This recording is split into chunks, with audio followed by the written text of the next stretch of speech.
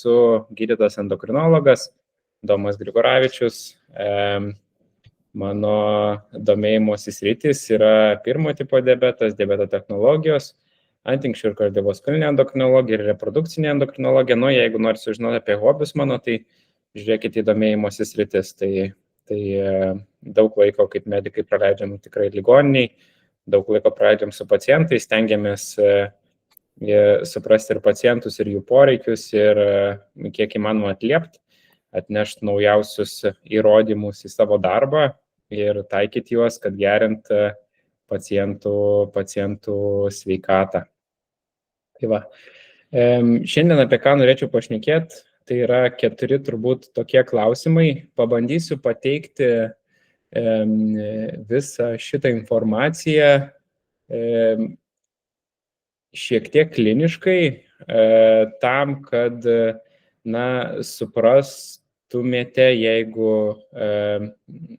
esate medikai, tai net nebejoju, kad jau ir žinot, kaip ta kardiovaskulinė rizika yra vertinama, kodėl čia taip svarbu yra tas cholesterolis ir kokius mes ten skaičius būna kartais ir ambulatorinėse formose užrašom, kokius ten trumpinius užrašom, ką jie reiškia ir kodėl pacientams pirmo ir antro tipo diabetu sergantiem, šita kardiovaskulinė rizika iš tikrųjų skiriasi ir kodėl ją reikėtų atskirti ir kodėl ten vienas žmogus, kuris serga antro tipo diabetu, neturėtų būti prilyginamas žmogui, kuris serga pirmo tipo cukriniu diabetu, ar ne, nors ir amžius skiriasi, ir ligos stažas skiriasi, ir gydymas tikrai skiriasi, ir gydymas, kurį mes galime paskirti, irgi taip pat skiriasi. Ir pabandysiu atsakyti klausimą, tai kaipgi tuomet veikia iš tikrųjų ta kardiovaskulinės rizikos ir vertinimas ir valdymas pirmo tipo diabetu sergantiesiem, ką mes darom ir kaip elgiamės ir ko siekiam. Pirmas klausimas turbūt, kadangi mes kalbam apie pirmo tipo cukrinį diabetą, tai jis iš karto asocijuojasi visiems bent jau ligos pradžia su jaunu amžiumi, ar ne, žmonių. Kai tuo tarpu antras tipas daugiau asocijuojasi su vyresniais pacientais, tas išlieka ir mūsų diagnostiniuose algoritmuose, bet tikrai ta riba yra išblukusi ir mes tiek pirmo, tiek antro tipo cukrinį diabetą jau nustatom įvairiose amžiaus grupėse.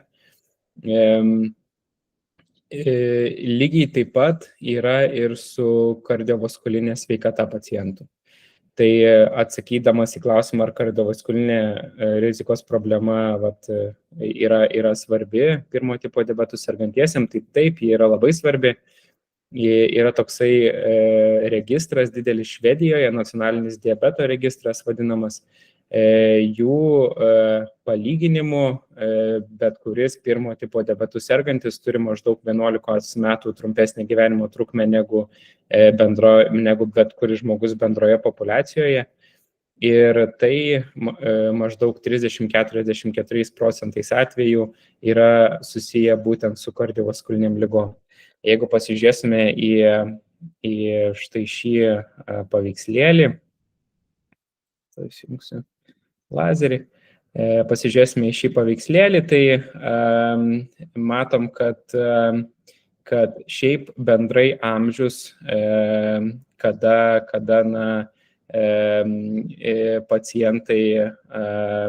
pacientų mirštamumas didžiausias, jisai didėja, nes va šitoj kreiviai matot, kiek yra vidutinis mirštamumo amžius, koksai yra. Tai jisai pirmo tipo diabetu sergantiesiems tikrai auga, tas yra be proto džiugu ir rodo mūsų priežiūros ir sergančiųjų diabetu galimybės dabar, kokias turime. Ir 2020-aisiais jisai buvo apie 65 metus, būtent šito registro, Švedijos nacionalinio diabeto registro. Ir kaip matom, vis tiek didžioji dalis, daugiau negu pusė visų mirčių nuo pirmo tipo cukrinio diabeto yra susijęs su kardiovaskulinė mirtim, ar ne? maždaug trečdalis yra dėl paties diabeto, kažkokių infekcijų ir visos kitos yra retesnės priežastys. Tai kardiovaskulinė svarba yra iš tikrųjų tikrai labai, labai svarbus dalykas mūsų pacientams. Kaip mes vertinam kardiovaskulinę riziką apskritai sergantiems diabetu, ne? Ir kai sakau apskritai sergantiems diabetu, aš dažniausiai turiu omeny antro tipo diabetu sergančiuosius. Ir čia prasiplėsiu eigoje, kodėl taip yra, kodėl taip istoriškai atsitiko, kodėl taip atsitiko iš mokslinės pusės, kodėl mes daugiausiai įrodymų turime iš mokslinės pusės apie antro tipą. Na, bet iš esmės standartinis pacientas, kuris ateina į ambulatorinę priežiūrą, ar ne, ir jam aš noriu įvertinti kardiovaskulinę riziką, aš naudoju tokią skaičiuoklę, kuri vadinasi SCORE2 diabetes. Jinai pasirodė, jeigu neklystu, 21 metais, bet galiu ir meluoti gal 23. Tai yra modelis specialus padarytas iš įvairių tyrimų ir įvairių įrodymų, kur mes galim suskirstyti pacientus į tokias keturias kategorijas. Tai yra maža rizika, vidutinė, didelė ir labai didelė rizika. Mažos rizikos pacientai turi mažiau nei 5 procentų tikimybę per artimiausius 10 metų turėti kardiovaskulinį įvykį. Tai yra, grubiai tariant, miokardo infarktą, ar ne? Vidutinė rizika turi apie 50 procentų, didelė rizikai priskiriami pacientai turi 10-20 procentų ir labai didelės rizikos pacientai yra daugiau negu 20 procentų kategorijoje. Ir dauguma antro tipo diabetu sergančiųjų, ypač turintys papildomų rizikos veiksnių, tokių kaip rūkymas, nutukimas, dislipidemija, yra didelės arba labai didelės rizikos grupės pacientai. Labai priklauso dar ir nuo to rizikos grupė, kur mes gyvename. Tai Lietuva kaip regionas irgi yra priskiriama labai didelės rizikos grupiai. Prieš kelis metus ankstesnėje skaičiuoklėje mes buvome priskiriama kaip šalis didelės rizikos grupiai ir kardiologai labai plojo rankomis, teigia, kad nuveiktas didelis darbas, bet matyt, užmigome šiek tiek ant laurų ir vėl patekome į labai didelės rizikos regioną. Tai va, tai šita skaičiuoklė yra prieinama visiems. Jeigu nueisit į ST-CVD risk, galima MD-Calc, pavyzdžiui, galima pasiskaičiuoti, tik tai atkreipkite dėmesį, kad naudojami tik šiek tiek kiti matavimo vienetai glikozilintam hemoglobinui, nes ten matuojama milimoliais molyje, kai mes matuojam procentais, tai reikia išsitransliuoti irgi su skaičiuokliu, kokia ten ta kardiovaskulinė rizika būtų.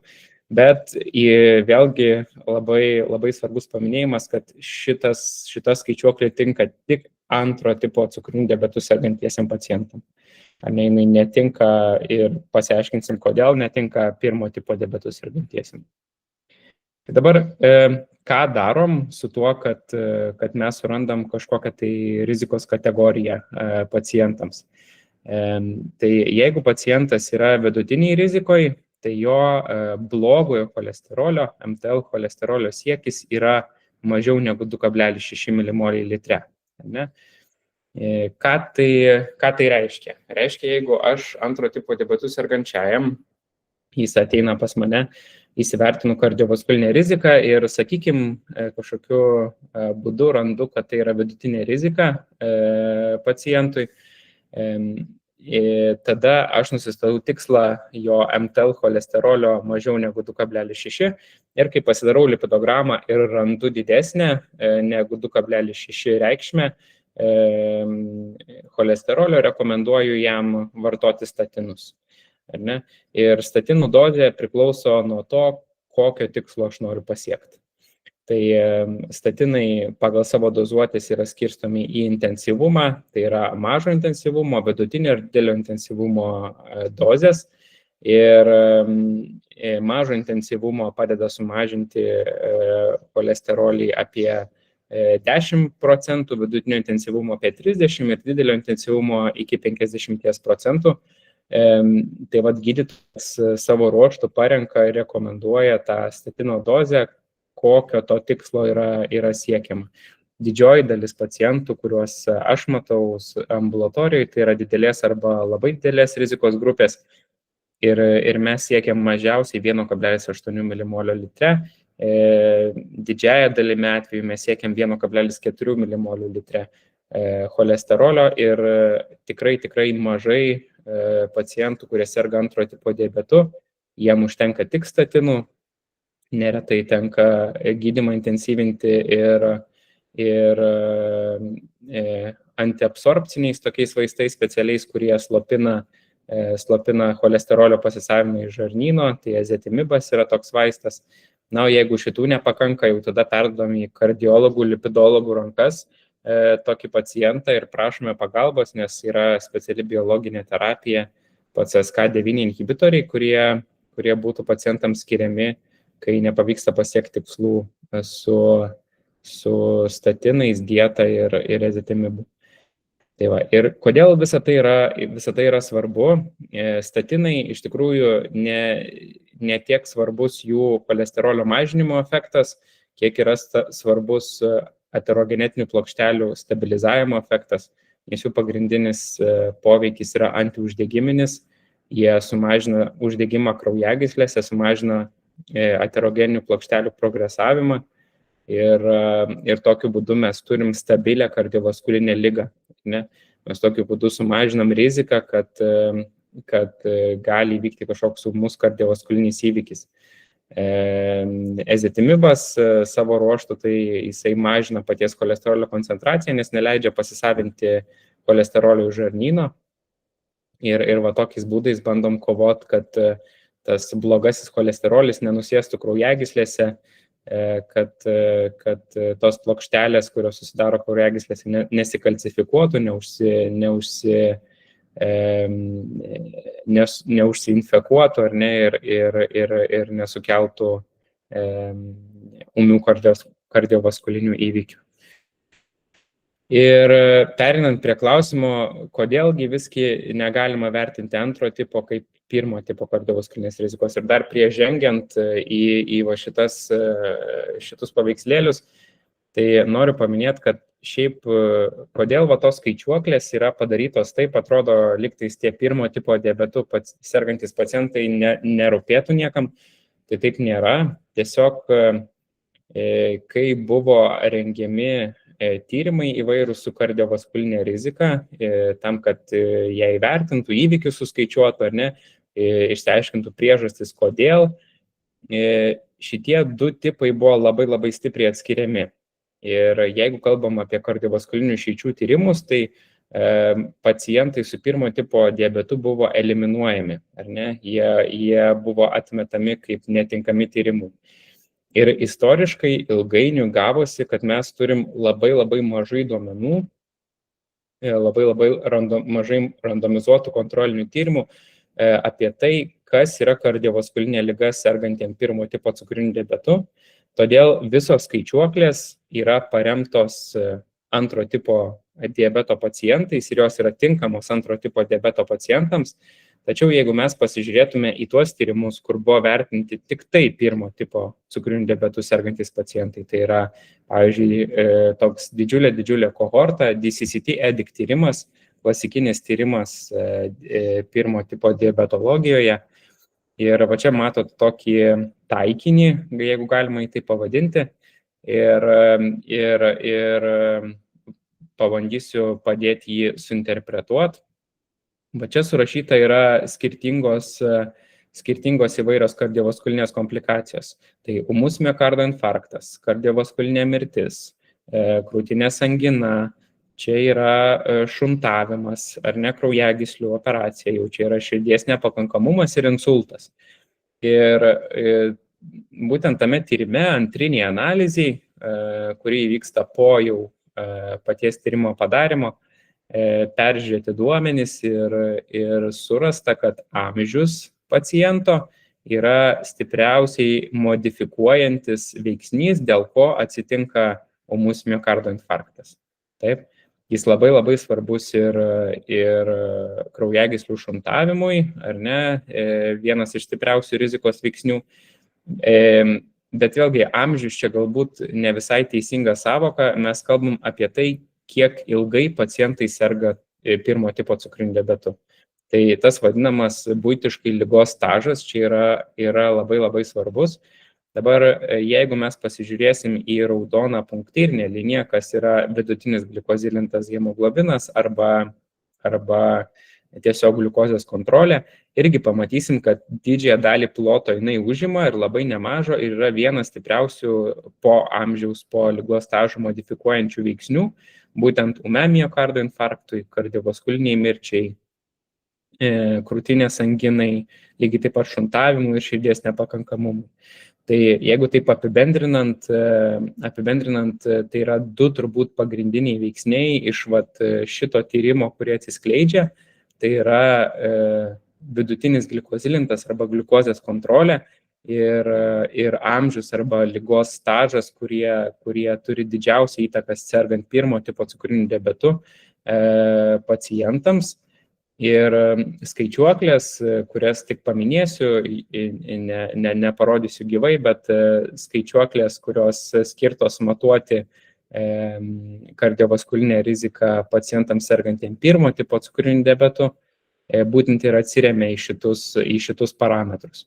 Tuo tarpu antro tipo diabetą mes jo riziką įvertinam per tikrai ne vieną faktorių, tai įeina ir amžius, ir lytis, ar ne, moterys premenopauzinio amžiaus serga mažiau, turi kardiovaskulinių įvykių, rūkymo statusas, sistolinis kraujospūdis, bendras cholesterolis, gerasis cholesterolis, ar ne, cukrinio diabeto diagnozavimo amžius irgi yra svarbus diabeto stažas.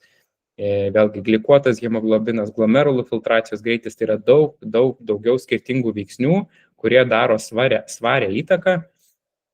DCCT tyrimas atskleidė, kad šitie paminėti, tai amžius, glikozilintas hemoglobinas, spaudimas, trigliceridai ir vidutinis pulsas, jie turėjo statistiškai reikšmingą įtaką kardiovaskulinėms išeitims pacientams, o visi kiti, tarp kurių ir čia paminėti ir antro tipo, jie neturėjo įtakos pirmo tipo diabetų sergantiem pacientam. Ir paskui dar daryta viena analizė, tokia labai įdomi šitame pačiame tyrime ir pastebėta, kad netgi tie veiksniai, kaip pavyzdžiui kraujospūdis arba trigliceridai, yra labai stipriai medijuojami, tai reiškia, kad labai stipriai įtakojami gliukozės kontrolės. Vadinasi, iš principo viskas susiveda į vieną tokį tašką ir kardiovaskulinė rizika pirmo tipo diabetu sergančiam pacientui labai stipriai priklauso nuo to, kokia yra jo gliukozės kontrolė.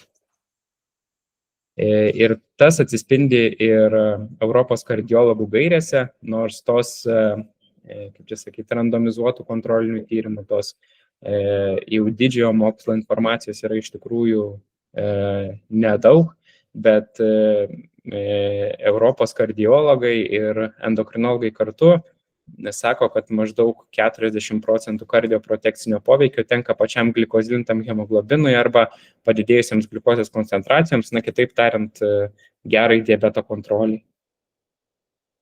Tai trumpai apibendrinant, ar galima sakyti, kad pirmo ir antro tipo sergančiųjų kardiovaskulinės rizikos veiksniai vienodi, tai tikrai ne. Tiek DCCT EDIC tyrimas, tiek ir švedų NDR kohorto analizės rodo, kad svarbiausias veiksnys yra lėtinė hiperglikemija. Ir nors tradicinių rizikos veiksnių išlieka, mes vis tiek pacientams su pirmo tipo diabetu rekomenduojam sveiką gyvenseną, aktyvų gyvenimo būdą,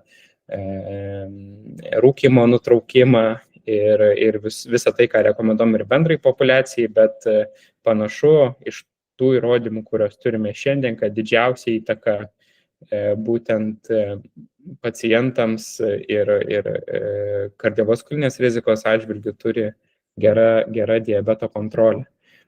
Ir čia jau pereinu į grynai tokius mokslinius paveiksliukus. Šiek tiek aliuzija į tai, ką pasakysiu vėliau, bet yra du tokie pagrindinės grafos, abudu jie yra iš nacionalinio švedų diabeto registro. Iš šito registro informacijos, iš šito registro sugeneruotų įrodymų kyla ir rekomendacijos, kurias pasakysiu vėliau. Iš esmės, jeigu žiūrim į šitą grafą kairėje, tai čia matot pacientų rizikos santykį, ne hazard ratio. Tai vieniem pacientam buvo duodama 20 mg atorvastatino, kitiem pacientam nebuvo duodama 20 mg atorvastatino ir jie buvo stebimi, kas vyksta. Tai bendros kardiovaskulinės mirtys, bendros mirtys, insultai, infarktai, širdies nepakankamumai tiem pacientam, kurie vartoja antilipidinį gydymą, 20 mg atorvastatino, yra ženkliai mažesni ir tas apsauginis faktorius bendroms mirtims yra apie 40%, na ir kardiovaskulinėms mirtims irgi kažkur apie 40%. Bet čia, kai imam bendrą populiaciją, kai imam populiaciją, kuri yra sutinkinta, ar ne, tai pacientai yra palyginami ne tik pagal tai, ar turėjo ar neturėjo įvykį, ar vartojo ar nevartojo, bet ir pagal tai, koks yra amžius, rūkymo statusas, gretutinės ligos, inkstų būklė, ar ne, kiti kardiovaskuliniai rizikos veiksniai. Tai tas bendras efektas šiek tiek išnyksta, bet maždaug 25% apsauginis veiksnys nuo bendro mirštamumo išlieka pacientam, kurie pirmo tipo diabetu sergantiem, kurie vartojo atorvastatino 20 mg. Tai tokią išvadą viršuje parašiau, kad statinų skirimas mažina bendrą mirštamumą pagal šito registro duomenis. O klausimas, kada pradėti skirti, irgi daugmaž buvo atsakytas to paties registro, nes jeigu žiūrėtumėt į šitą mėlyną tokią liniją ir apačioje matoma amžių, ar ne, tai ties maždaug 35-39 metų kategorija šitos dvi kreivės pradeda išsiskirti. Tai pirmas tipas ir antras tipas, ar ne, ir matom, kad nuo maždaug 40 metų pirmo tipo diabetu sergantieji pradeda turėti daugiau kardiovaskulinių įvykių įvairių negu antro tipo diabetu sergantieji. Ar ne? Tai nuo tų metų, nuo 40 metų, dėl to yra rekomendacija pradėti statinų skirimą pirmo tipo diabetu sergantiesiam pacientam. Apibendrinant, kaip reikėtų elgtis su lipidų valdymu pirminiai prevencijai, sergant pirmo tipo cukriniu diabetu, kaip rekomenduotų jums gydytojas endokrinologas, ar ne, tai žinom faktą, kad pirmo tipo cukriniu diabetu sergančių pacientų kardiovaskulinė rizika auga, ar ne, ir jinai sudaro maždaug 40% viso mirštamumo.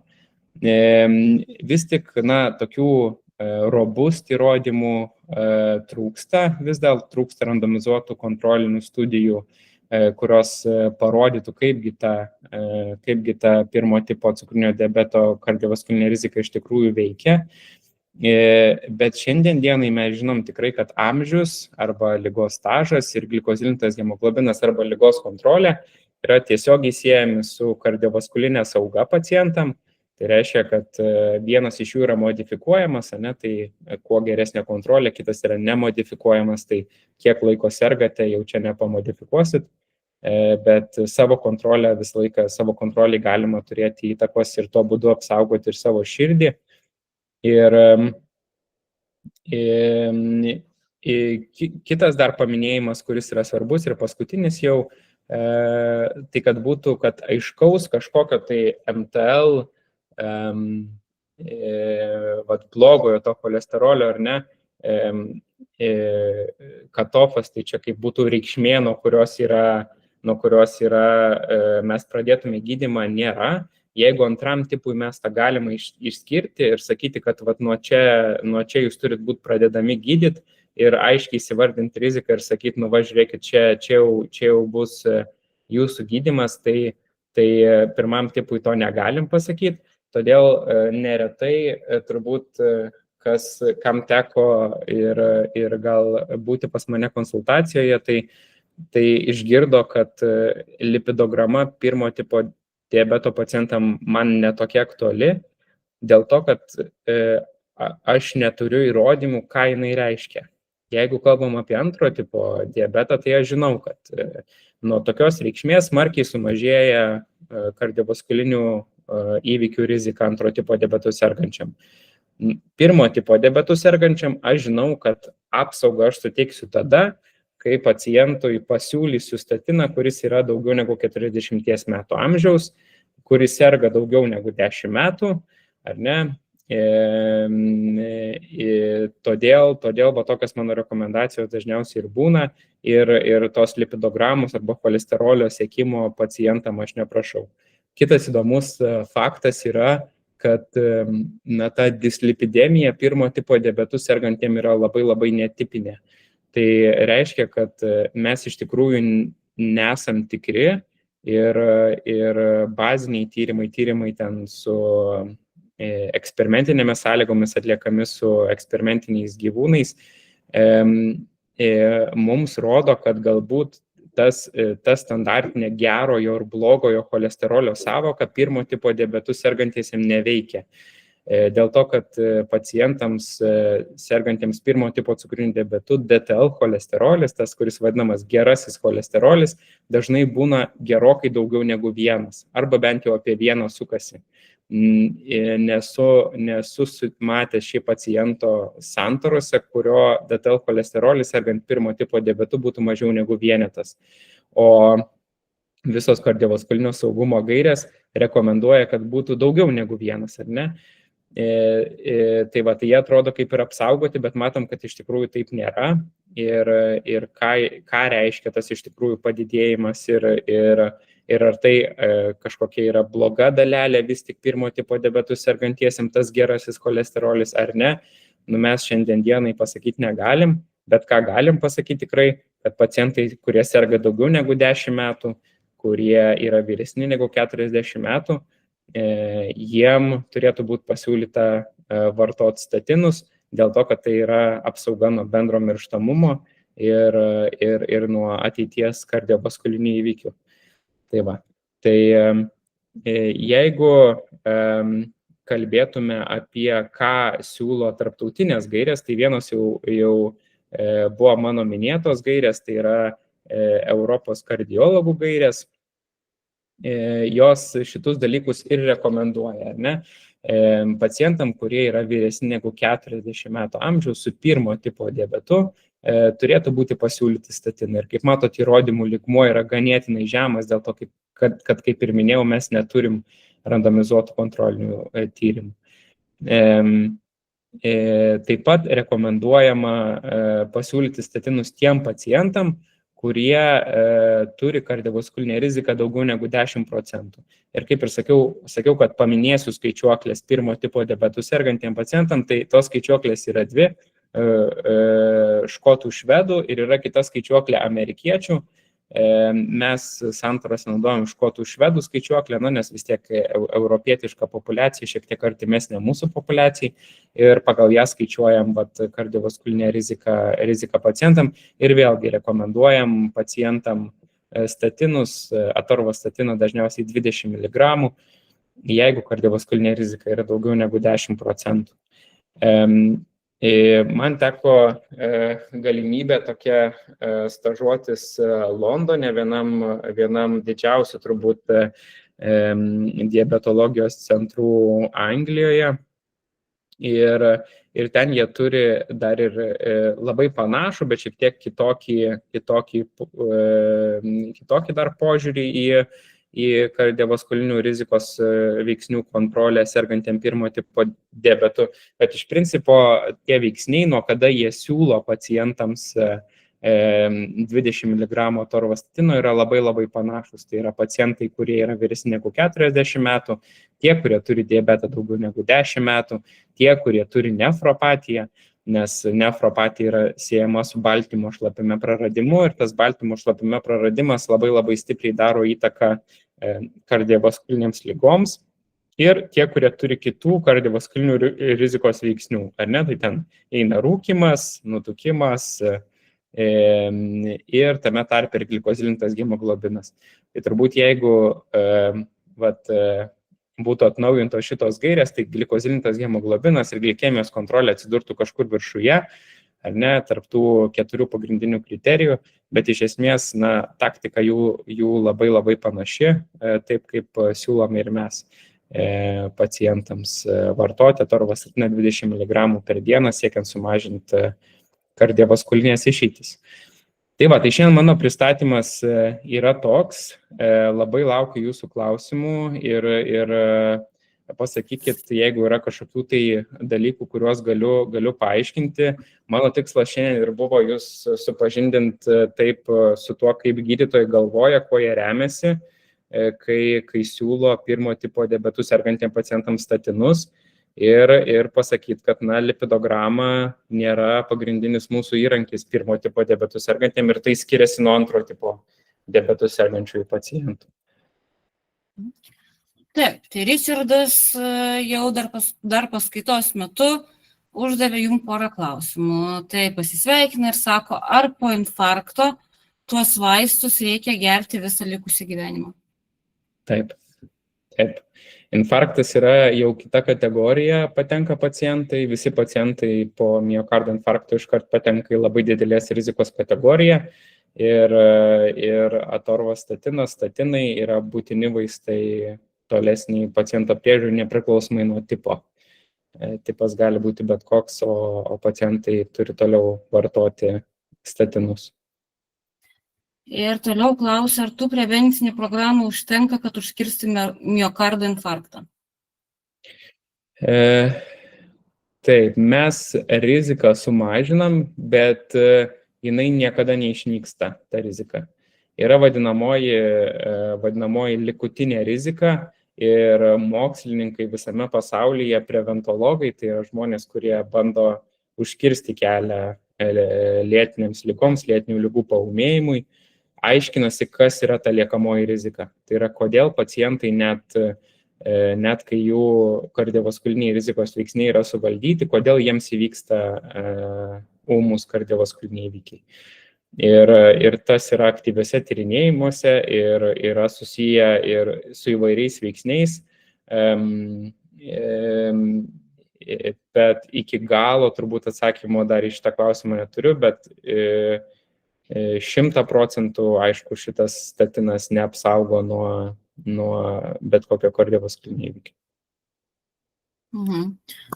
Tie, kas nori paklausti, bet nedrįsta balsu, tai kaip ir Richardas, parašykit žinutę, aš įgarsinsiu. O dabar truputį noriu apie tą statinų skirimą pakalbėti. Vis tik statinai yra rimti vaistai, ta prasme, tai nėra, nežinau, vitaminas C, ne, kur su šlapimu pasišalina. Ir atrodo ganėtinai įdomiai, ar ne, kai tau yra virš 40 metų, turi 10 metų stažą diabeto ir, ta prasme, lipidograma yra tobula, gerojo cholesterolio užtenka, blogojo cholesterolio normose ir tave pasodina iki gyvenimo galo iš esmės ant dar vienų vaistų, nes dažniausiai jau po 40 su 10 metų stažu jau paprastai jau kažkokius vaistus be insulinų vartojam. Taip, sutinku visiškai ir aš puikiai suprantu pacientų nerimą šitoj vietoj ir galbūt kartais abejonę, kad ar tikrai gydytojas žino, ką jis čia šneka, apie ką šneka. Tai dėl to aš ir stengiuosi pristatyti tos įrodymus, ar ne, parodyti jum, kuo mes remiamės, dėl ko mes jum siūlom šitus vaistus. Nes mūsų logika yra tokia, ar ne, mes paskiriam statiną pirmo tipo diabetu sergančiam pacientui ir maždaug 25% sumažinam bendrą mirštamumą. Tai mūsų logika yra tokia, aišku, kiekvienas atvejis yra individualus, ar ne, yra įvairūs ir šalutiniai reiškiniai, tokie kaip esant statinų netolerancijai miozitai įvairūs įsivysto, ar ne, raumenų skausmai, dėl ko pacientai negali vartoti statino. Vėl, kaip ir minėjau, lipidograma nėra diagnostinis įrankis ar valdymo įrankis pirmo tipo diabetu sergantiesiam pacientam. Tai iš tikrųjų puikiai suprantu tą abejonę, ar ne, ir labai vertinu pacientų autonomiją. Tai visą laiką aptariam ir diskutuojam šitais klausimais ir tiesiog kaip mes stengiamės elgtis, kad pacientai jaustųsi taip, lyg mūsų ta konsultacija visą laiką būtų atvira erdvė kažkokiem aptarimam, ar ne? Tai jeigu jie kada nors norėtų, galvotų sugrįžti prie statinų temos, tai kad jiem būtų jauku visą laiką vėl grįžti apie tai šnekėti ir galbūt pradėti gydymą, gal ne 40, gal 42, jei ne 42, gal 50, kad negalvotų, kad jeigu atsisakė vieną kartą statinų, kad kažkaip juos blogai sukategorizuojam ir dabar nebeskirsim niekada. Tai va, tai... Gerai, tuomet pašnekėkim apie tuos statinus, nes kaip aš suprantu, tai yra pagrindinis, bent jau šiuo metu, kol mokslas negali daugiau mums pasiūlyti nieko, pagrindinis rizikų valdymo būdas yra statinai šiuo metu. Tai pakalbėkim šiek tiek apie juos daugiau. Tai apie du, ko gero, pagrindinius dalykus yra šalutiniai poveikiai galimi, nes tikrai žinau, kad tokių yra. Ir apie tai, kaip apskritai, jeigu lipidograma yra gera ar ne, ką padaro, kokiu būdu tie statinai mus apsaugo, jeigu, na, iš esmės jų pagrindinis poveikis yra mažinti blogąjį cholesterolį. Kas ten vyksta organizme nuo jų? Jo, tai pagrindinis turbūt šalutinis poveikis, ką dažniausiai jaučia pacientai, tai yra tie raumenų skausmai, tie vadinami statinų miozitai, ar ne? Tai vienas turbūt dažniausiai sutinkamų poveikių. Iš tikrųjų, tai yra irgi vienas tyrimas apie statinų, bet jeigu taip žiūrint, tai labai nedidelė dalis pacientų iš tikrųjų patiria tos simptomus. Ir taip yra, su šitu vaistu yra taip todėl, kad yra įvairios opinijos viešoje erdvėje apie tai, kas yra per daiktai statinai, ar ne? Yra toks tyrimas labai įdomus padarytas tų pačių anglų, kurie skiria tris skirtingus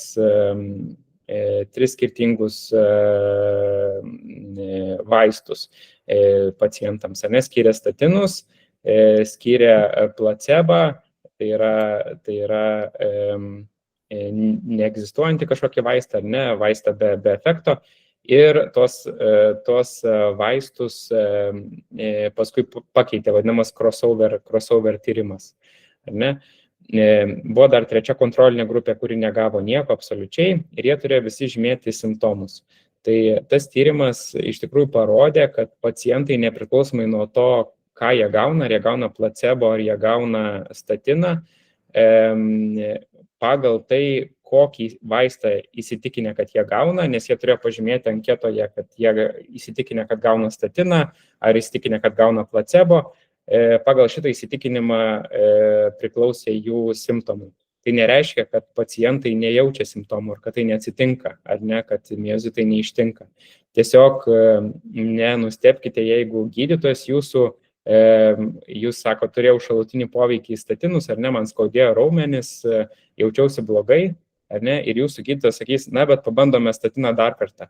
Nes įrodymai rodo, kad reinicijavimas statinų kartais net naujina simptomų, net į pacientas jos jautė.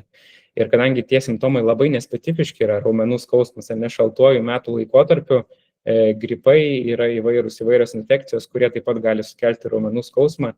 Ir tai gali sutapti su tuo, kad jums gydytojas pradėjo pasiūlyti vartoti statiną, o su statinu tai visiškai nesusiję. Ir kadangi jų reikšmė yra labai didelė bendram mirštamumui, tai pasiūlys reinicijuoti statiną, pabandyti iš naujo. Tai nenustebkit, gydytojas turi mintį, dėl ko taip gali atsitikti. O antra dalis klausimo, ką daro tas statinas, ar ne, kraujagyslėms, tai MTL cholesterolis toksai būtų derivatas ir daugiausia to kaip išdava daugiausia antro tipo diabetu sergantiem pacientam kontroliai tai vadinamai, ar ne, bet pagrindinis statino efektas yra ne tai, kad jisai sumažina pačio MTL cholesterolio bet tai, kad jisai stabilizuoja aterogenetinę plokštelę. Tai reiškia, jisai neleidžia vystytis uždegiminiam procesui kraujagyslės sienelėje. Nes visi mes turim, sergantis ar nesergantis diabetu, visi mes turim aterogenetinių plokštelių. Tiesiog pakitęs tas gliukozės metabolizmas tuos procesus labai stipriai paspartina, kurie vyksta kraujagyslėse. Ir statinas, ką jisai padaro, jisai neleidžia tiem procesam progresuoti arba neleidžia progresuoti taip greitai, kaip tas vyktų be jo. Tai vat nežinau, ar atsakiau į klausimą, bet... Ir dabar turim kelis pastebėjimus. Tai Richardas sako, Richardas, kiek žinau, pats neseniai patyręs infarktą, ar tikrai daug metų sergantis cukriniu diabetu, virš 50, teisingai Richardai serga diabetu. Tai apie statinus sužinojau tik po infarkto ir nieks niekada nedarė jokių skaičiuočių. Geriau tik vaistus nuo spaudimo, realybė dėja tokia. Tai va čia turim realų pavyzdį, kai žmogus tikrai su klauzulų sistema turi pavyzdingai gerus cukrus ir vis tiek ištiko miokardo infarktas, o prevencijos niekas nesėmė. Ja. Labai apgailestauju, Richardai, jo. Ir na taip, negaliu pakomentuoti konkrečiai šitoje situacijoje, bet jo prevencija nuo 40 metų siūloma pacientam yra.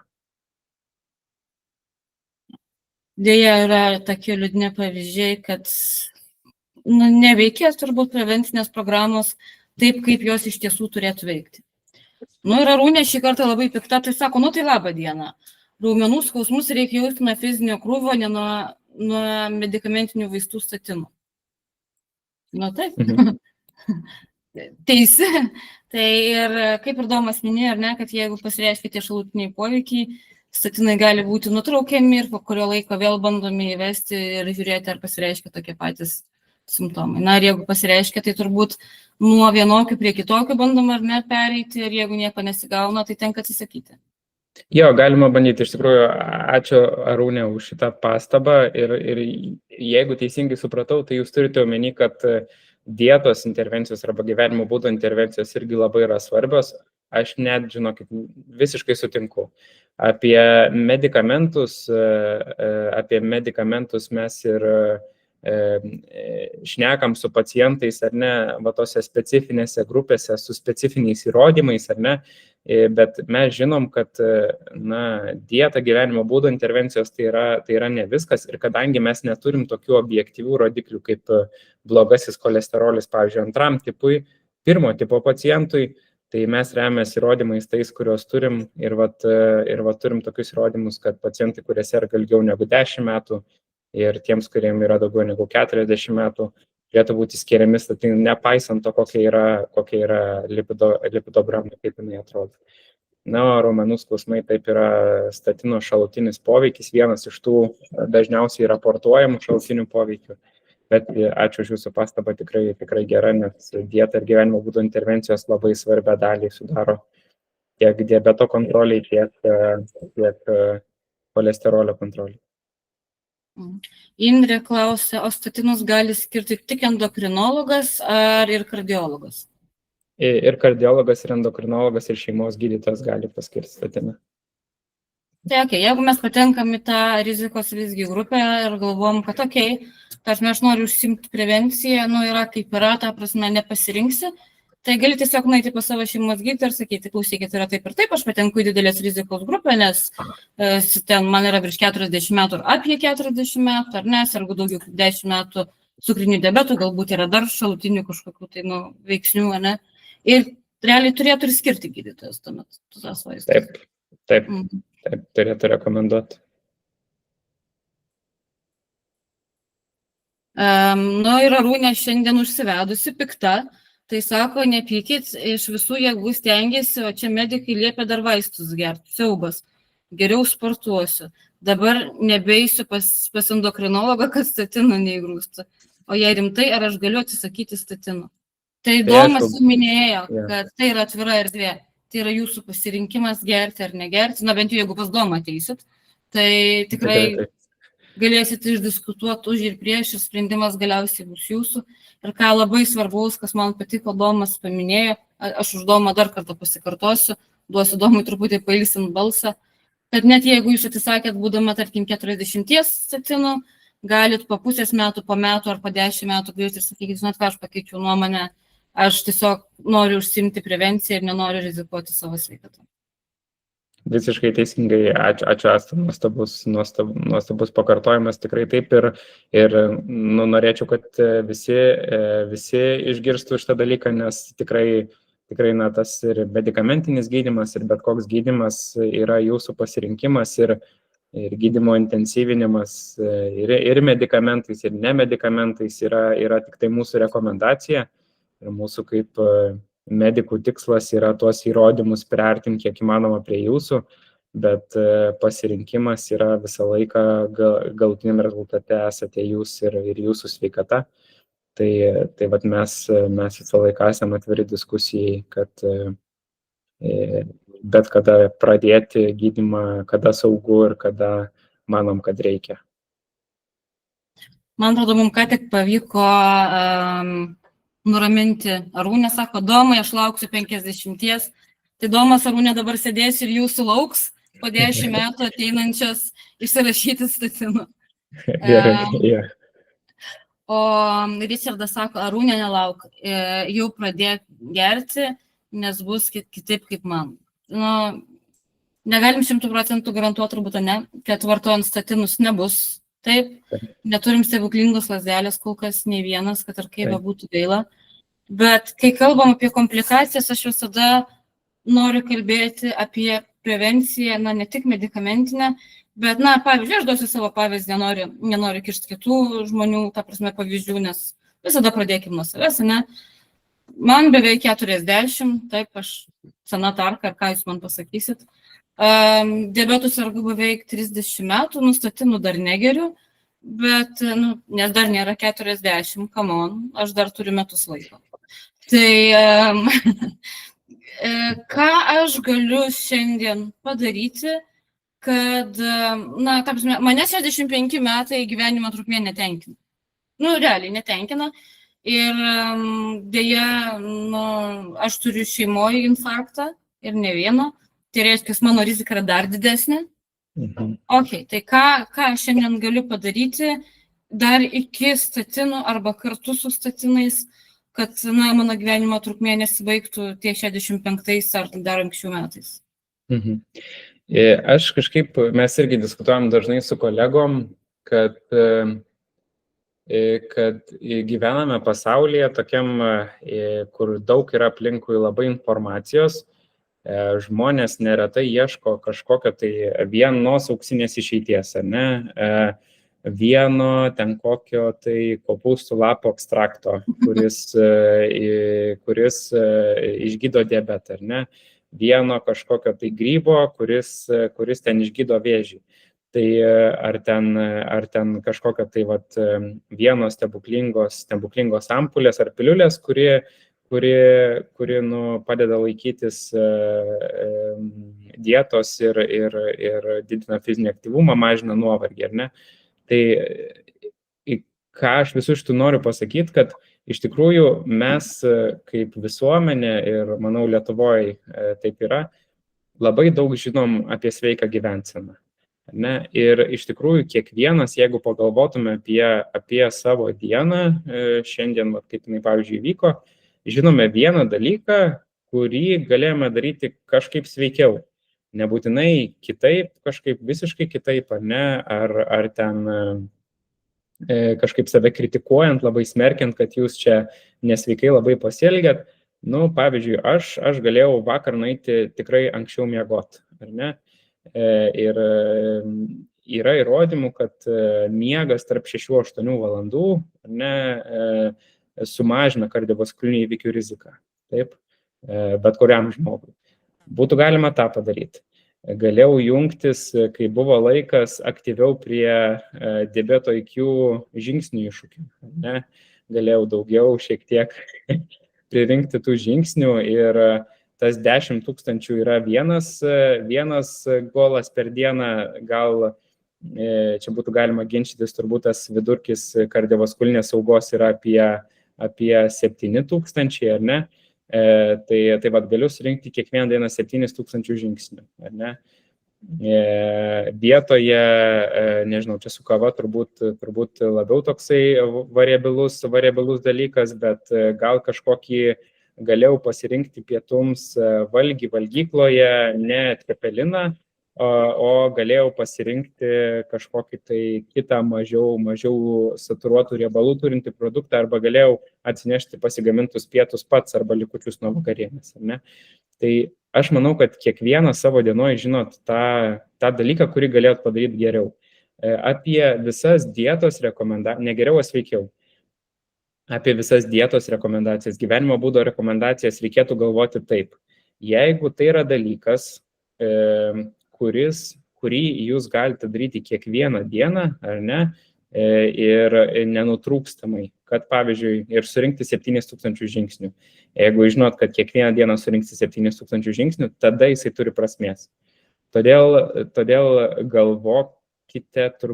galvokime visi apie tas gyvenimo būdo ir dietos intervencijas taip, kad jos turėtų būti pakankamai mažos, kad būtų įvykdomos ir būtų vykdomos kiekvieną dieną, nes tada jos turi klinikinę prasmę.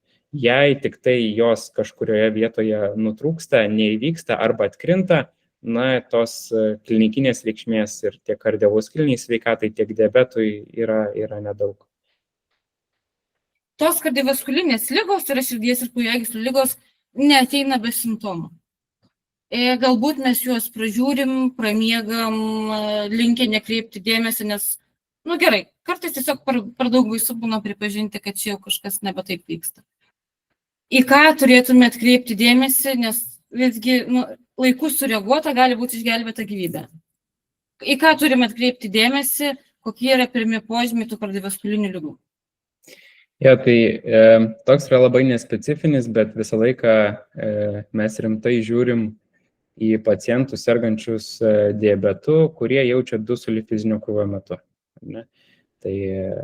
Tai nereiškia, kad kalbam apie kardio treniruotę ir kai uždūstate, ar ne, bet kalbam apie elementarų fizinį aktyvumą. Na, pavyzdžiui, pasivaikščiojimą. Pasivaikščiojimas ir dusulys nėra niekada geras ženklas. Tai nebūtinai reiškia, kad yra kažkas super blogai. Vėlgi galbūt tiesiog tokia savaitė sunki, bet pasirodyti gydytojui ir išreikšti savo simptomą reikia, ne? Nes tai galėtų būti siejama ir su širdies nepakankamumu, ir su kažkokia tai nebile miokardo išemija. Kitas dalykas, kurį gali jaus pacientai, čia toks jau tikrai ūmus, tai yra krūtinės skausmas. Tas krūtinės skausmas yra nedeginantis kažkoks, nedurintis, jis dažniausiai yra spaudžiantis, plintantis į kairę ranką, už kairios menties, ar ne, gali plisti apatinį žandikaulį. Ir tas skausmas, jisai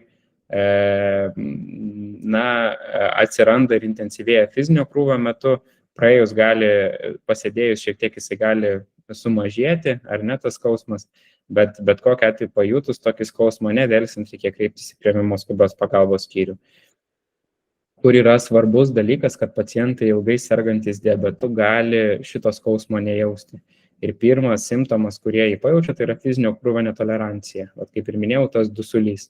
Ir taip atsitinka todėl, kad nervų galūnėlės po ilgo diabeto stažo gali būti pažeidžiamos ir skausmas gali būti tikrai ne pirminis požymis, kurį pacientas jaučia. Tai atkreipkite dėmesį į savo tą fizinio krūvio toleranciją, tai yra gebėjimą pakelti fizinį krūvį. Ir jeigu jisai staiga kažkaip pasikeitė, vykit pas gydytoją ir išreiškit savo tą susirūpinimą. Gal toks nespecifinis požymis, bet irgi yra ganėtinai svarbus, tai jeigu einant pradeda skaudėti ar spazmuoti blauzdos, tai vadina protarpinė klaudikacija, protarpinis šlubavimas.